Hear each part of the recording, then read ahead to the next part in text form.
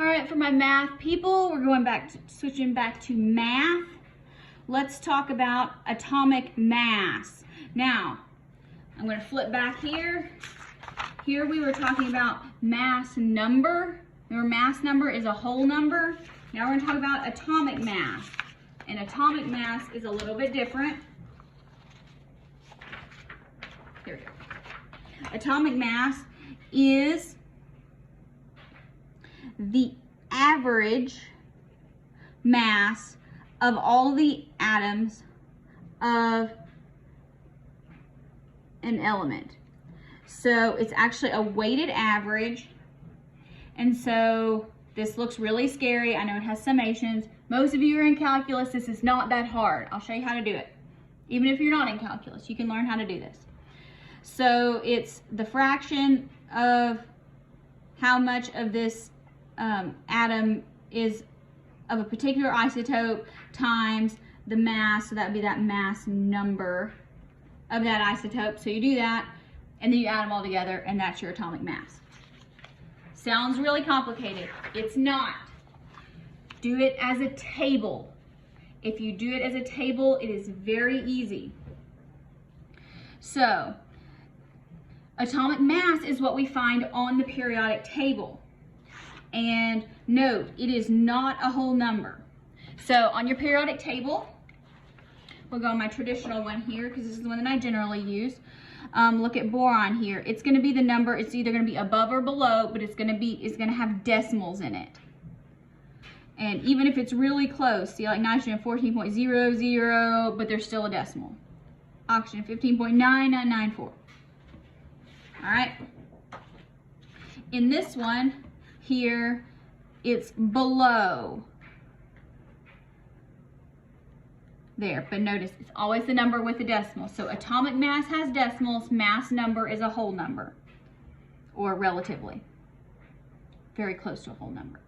Okay, so what you want to do here is you want to take your specific isotope and you list those, and then you put their mass.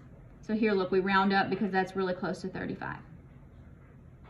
Okay, now, and then you take your percent abundance, and so we're going to multiply this. So this is how much of all the chlorine that exists is chlorine 35. That'd be most of it. Well, how much of all the chlorine that exists is chlorine 37? The rest of it. Now, here's where you have to be careful. You must go from a percent to a decimal. So convert percent to decimal. Who remembers how to do that? This is not hard. You move the decimal to the left twice. All right? So if that helps you, do it. Now, because we want all our percents to add up to 100. Okay, so now we take our mass. We don't have to do any conversions with that. So 34.97 times our decimal here, 0.7577. So that gives me, I'm going to take 4 significant figures, 26.50. 26.50. All right, now let's do the next one. Chlorine 37 is 36.97 AMUs, and it is represented by 24.23%. So that gives me 8.958.